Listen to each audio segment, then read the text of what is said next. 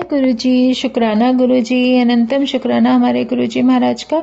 ओम नमः शिवाय, शिव जी सदा सहाय। ओम नमः शिवाय, गुरु जी सदा सहाय।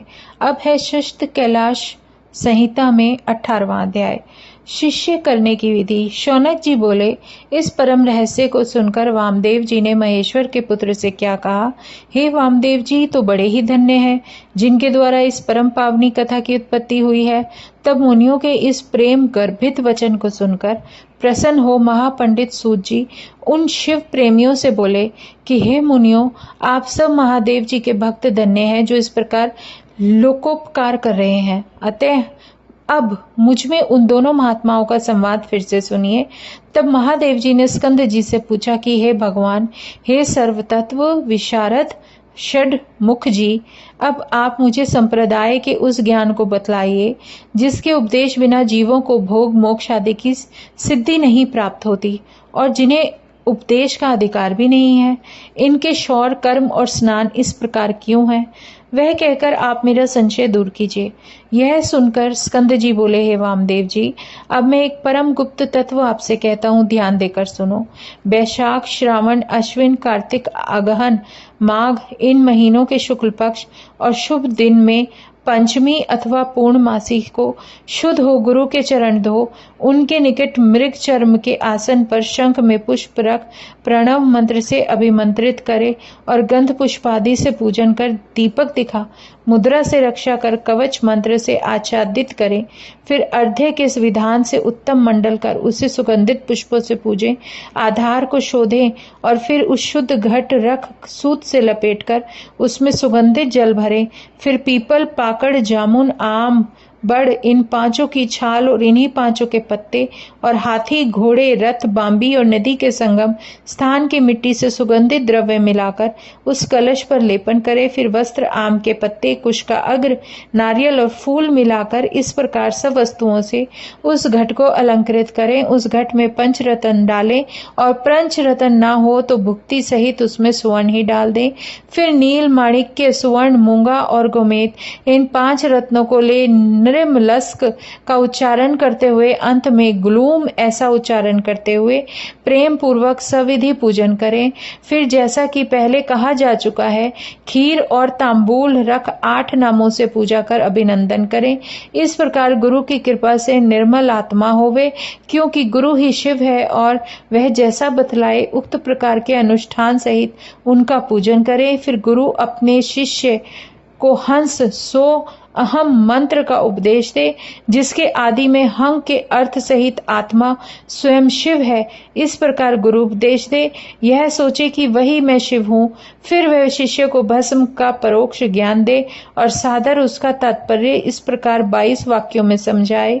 और अब है 19वां अध्याय, योगपट वर्णन। स्कंद जी बोले, तब गुरु इस प्रकार कहे हैं कि 1 ब्रह्म हूँ, 2 वह तू है, 3 आत्मा ही ब्रह्म है, 4 सारा जगत ईश्वर से अधिष्ठित है, 5 मैं ही प्राण हूँ, 6 आत्मा ही ज्ञान है, 7 प्रज्ञानात्मा अर्थात जो यहाँ 8 विरत अविसी से वह परे है, 9 वही तुम्हारा आत्म अंतर्यामी और अमृत है, 10 वह एक ही पुरुष में और आदित्य में है, 11 परब्रह्म भी मैं हूँ, 12वां सबसे परे सबका ज्ञाता, वेद शास्त्र का गुरु और स्वयं आनंद लक्षण मैं ही हूँ, 13 वह एक सर्वभूतों के हृदय में ही हूँ, 14 तत्व तथा पृथ्वी का प्राण मैं ही हूँ, 15 जल का और तेज का भी प्राण मैं ही हूँ, 16 वायु और आकाश का भी प्राण मैं हूँ, 17 त्रिपुण का भी प्राण मैं हूँ, 18 सर्वात्मक एक अद्वितीय मैं हूँ और 19 यह सब कुछ ब्रह्म रूप ही है, 20 मैं सभी मुक्त स्वरूप हूँ, 21 जो यह है वही मैं हूँ और 22 हंस भी मैं ही हूँ। इसी प्रकार सबका ध्यान करें। यह कहकर स्कंद जी ने वामदेव जी को शोर तथा स्नान की विधि बतलाई।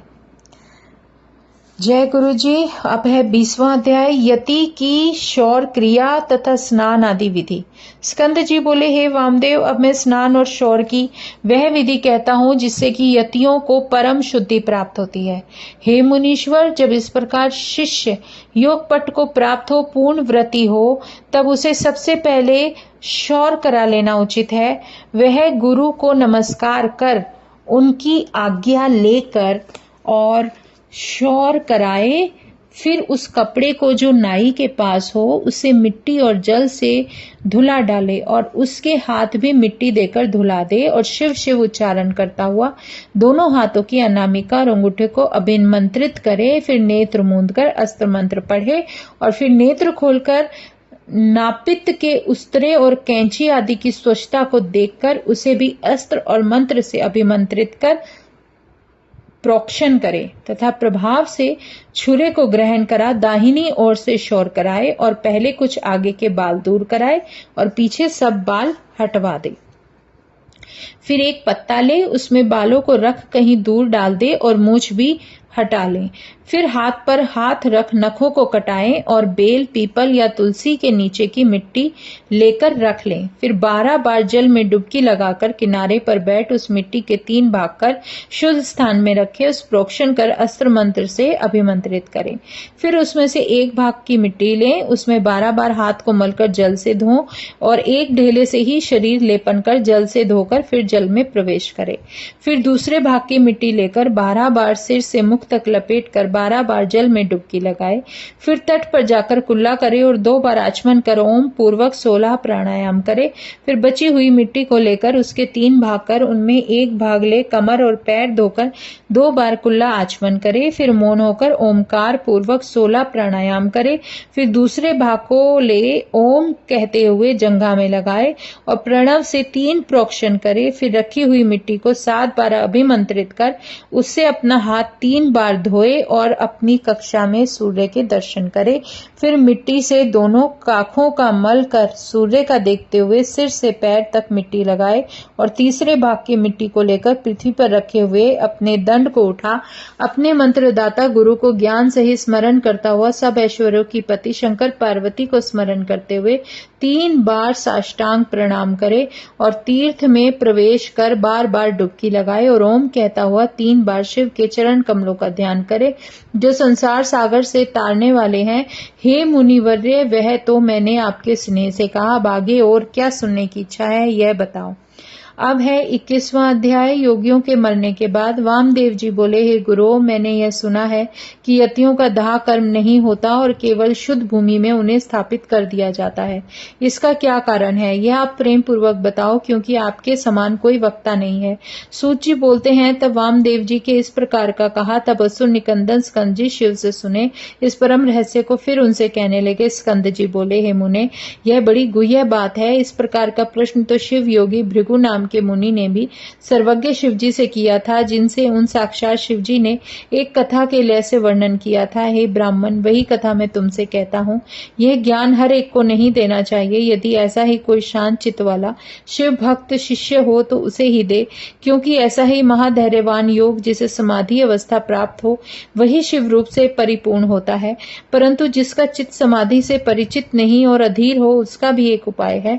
ऐसे पुरुष को चाहिए कि वह गुरु के मुख से सुनकर शिवजी के ध्यान में परायण हो योगाभ्यास करे और जिससे तीनों पदार्थों का ज्ञान होता है ऐसी त्रिपुटी में ध्यान करने के लिए यम नियम आदि का अभ्यास करे। नित्य प्रणव में मन लगाए। यदि कभी शरीर शिथिल पड़ जाए और शरीर ना चलता हो तो केवल शिवजी को स्मरण करता रहे। इससे भी सदाशिव के प्रसाद से नंदी द्वारा प्रेरित हो वह पुण्य आत्माओं के लोक में जाता है। वह कैसा भी हो उसे उत्तरायण की गति प्राप्त हो जाती है। अब है 22वां अध्याय। एकादशा पद्धति। स्कंद बोले, हे मुने, अब एकादशा विधि सुनिए। 11वें दिन के आने पर जो विधि कही गई है वह मैं आपके स्नेह से कहता हूँ। एक वेदी को शुद्ध लीप कर पश्चिम पूर्व 5 मंडल बनाए और उत्तर की ओर मुख कर एक और लंबा चौड़ा मंडल बनाए और उसमें देवेश्वरी अतीत वाहिक जैसा पहले कहा गया है वैसे 5 देवताओं की पूजा करें। इसका एक विस्तृत विधान है।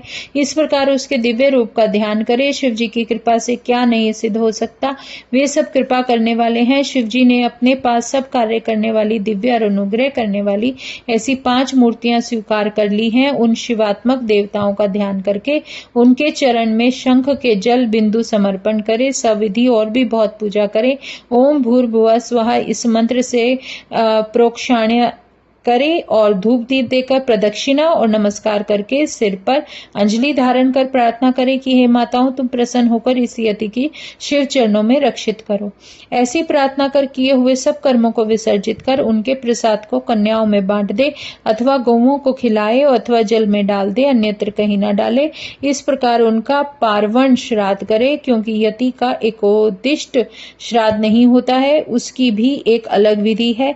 इस विधि को 4 ब्राह्मणों को बुलाकर उनके चरण धो शिव की सविधि पूजा कर शिव के सम्मुख भोजन कराए। फिर गोबर से लीप कर जिस पर पहले से कल्पित कुश रखा हो उस पर बैठ प्राणायाम करके कहे कि मैं पिंडों को दान करता हूँ। ऐसा संकल्प करके 3 मंडलों को अपने परमात्मा, अंतरात्मा और आत्मा के लिए पूजा करे तथा चतुर्थी की अंत तक इसका विचार करे, हमने आत्मा को पिंड दिया है, इस पिंड दे, और फिर पिंड देता रहे और कुश से जल छिड़कर प्रदक्षिणा और नमस्कार करे। ब्राह्मणों को दक्षिणा दे, उस स्थान में नारायण बलि करे। फिर रक्षा के लिए विष्णु जी की महापूजा का अलग विधान है। अंत में वेद पाठी 12 ऐसे ब्राह्मणों को जिनका केशवादिक नाम हो बुलाकर उसमें गंध, अक्षत और पुष्प पूजा दे। फिर उपाना तथा छत्र देकर भक्ति पूर्वक विविध शुभ वचनों द्वारा यथाविधि संतुष्ट करे। कुशाओं पर पायस बलि करे। हे मुनीश्वर, यह एकादशाह की विधि मैंने कही है, द्विज अब द्वादशाह की विधि सुनो। अब है 23वां अध्याय, शिष्य वर्ग वर्णन।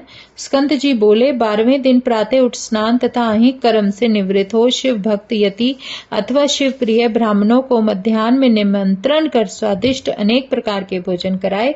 फिर उन्हें परमेश के निकट बैठा पंचोक्त पूजन कर मौन हो प्रणाम करे। फिर उसी स्थान में गुरु पूजन का मन में संकल्प कर कुशा ले और उसके चरण धोए और परमेष्ठि स्वरूप गुरु और उसके भी पर गुरु का ध्यान करे। आसन दे, कुशाओं से पूज, धूप दीप दे, सारी आराधनाएं समाप्त करे और संपूर्ण शुभ मस्तु कहते हुए उठकर नमस्कार करे। देवः इत्यादि मंत्र जपते हुए अक्षतों को छोड़े और नमस्कार कर सर्वत्र अमृतो अस्तु ऐसा कहे। फिर ब्राह्मणों को भोजन करा, स्वयं उनको हाथ धोने का जल दे। फिर आसनों पर बिठा तांबूल दे और दक्षिणा में छत्री और पादुकासन अर्थात पादुका दे। पंखा, चौकी, वेणु, दंड देवे। प्रदक्षिणा और नमस्कार से उन्हें संतुष्ट कर आशीर्वाद ग्रहण करे और फिर प्रणाम कर विदा करे। फिर यह कहते हुए कि आप सर्वदा शिवादि हैं, जैसी इच्छा हो जाइए। ऐसा कहते हुए द्वार तक उनके साथ जाएं और जब ब्राह्मण कहे कि जाओ तब लौटकर द्वार पर बैठे हुए अतिथियों, ब्राह्मणों, दीनों, अनाथों सहित भोजन कर सुखी हो। इसमें कोई व्यतिक्रम नहीं करना चाहिए। प्रतिवर्ष इस प्रकार गुरु की पूजा करते रहें। उत्तम गुरु का आराधक यहाँ बड़े बड़े भोगों को भोग शिवलोक में जा पहुंचता है।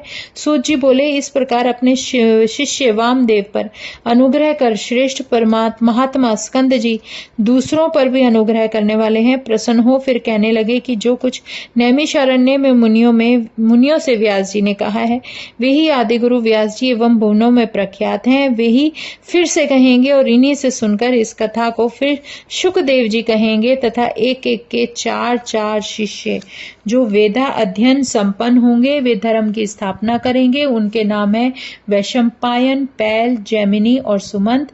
ये 4 तेजस्वी व्यास के शिष्य हैं। और हे मुने, वामदेव, अगस्त्य, पुलस्त्य, क्रतु, ये 4 महात्मा तुम्हारे शिष्य हैं। सनक, संदन, सनातन और सनत कुमार शिव प्रिय योगीवर्य ब्रह्मा के शिष्य हैं। यह सभी मुनि मंडली बहुत अद्भुत और परम शिव का अधिष्ठान रूप है, जो यतीन्द्रों और वेद के अर्थ और उसके विचारों के जानने वाली है।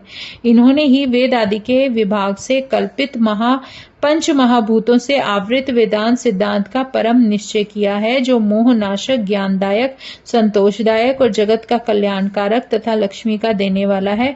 मुझसे सुनने के कारण पंडित इसे वामदेव का मत कहते हैं और शिव का ध्यान करते हुए यति शिवरूप होते हैं। और इस प्रकार ब्रह्मा, विष्णु और शिव का भजन कर जैसे नदियों को सागर प्राप्त हो जाता है, वैसे ही उनकी समानता के मोक्ष पद को पा मुक्त हो जाते हैं। इस प्रकार वामदेव जी का उपदेश देकर स्कंद जी देव पूजित अपने माता पिता के चरणों का स्मरण कर शिखरावृत कैलाश शिखर पर चले गए। ऐसा दिव्य ज्ञान दे वे गुरु जी चले गए। फिर वामदेव जी ने भी स्कंद जी का ही अनुसरण किया और कैलाश शिखर पर जो शिव पार्वती के चरणों में सिर निवाया, उन चरणों की भक्ति से वे सर्वांग पूर्ण हो गए। फिर उन्होंने पृथ्वी पर गिरकर शरीर शून्य हो इस प्रकार बार बार नमस्कार कर उठे और वेद शास्त्रों के आशयपूर्ण अनेक स्रोतों से उनकी स्तुति की। देव देवी के चरण कमलों में सिर निवाया। फिर तो उनकी कृपा पाकर वो वहीं रहने लगे। हे मुनियों, इस प्रकार आप लोग भी उन्हीं ओमकारात महेश्वर को जानकर सुख से यहीं विश्वेश्वर के चरण कमलों में रहिए, जो वेदों में गुप्त सर्वस्व तारक मंत्र देने वाले और मुक्ति के दाता हैं। अब मैं श्री गुरुदेव के चरण कमलों की सेवा के लिए बद्री का आश्रम को जाऊंगा। देखे फिर कब आपसे मेरा समागम होना है और होगा। हे मुनीश्वरों, आपने जो पूछा था वह सब मैंने आपको बता दिया है। इस प्रकार हमारा शिव पुराण में जो षष्ठ कैलाश संहिता चल रहा था वो पूरा हो जाता है। अब हम आगे जो भी रीड करेंगे वो करेंगे सप्तम वायवीय संहिता जो शुरू हो रही है, और उसमें जो सप्तम भाग शुरू होगा उसमें ऋषियों और वायुदेव की स्तुति होगी और ब्रह्मा जी द्वारा अर्धनारीश्वर रूप की स्तुति होगी कि ब्रह्मा जी कैसे अर्धनारीश्वर रूप के दर्शन पाते हैं और उनकी स्तुति करते हैं, और महादेव के शरीर से देवी का प्राकट्य कैसे होता है। एक तो अर्धनारीश्वर रूप हो गया, फिर उसमें से ही जो मां शक्ति है वो अपना रूप अलग ले लेती है और शिव भगवान अपने रूप में रहते हैं, और उसके बाद शंकर जी का इंद्र रूप धारण करके उपमन्यु की परीक्षा का भी इसी में पूरी व्याख्या कराई गई है, जो हम आगे रीड करेंगे कि शंकर भगवान किस तरह इंद्र रूप धारण करके जाते हैं और उपमन्यु की परीक्षा लेते हैं। जय गुरु जी, शुक्राना गुरु जी। अब हमारा जो षष्ठम जो इसका कैलाश संहिता थी वो पूरी हो चुकी है। शुक्राना मेरे गुरु जी महाराज, अनंतम शुक्राना। ओम नमः शिवाय, शिव जी सदा सहाय। ओम नमः शिवाय, गुरु जी सदा सहाय। शुक्राना, अनंतम शुक्राना।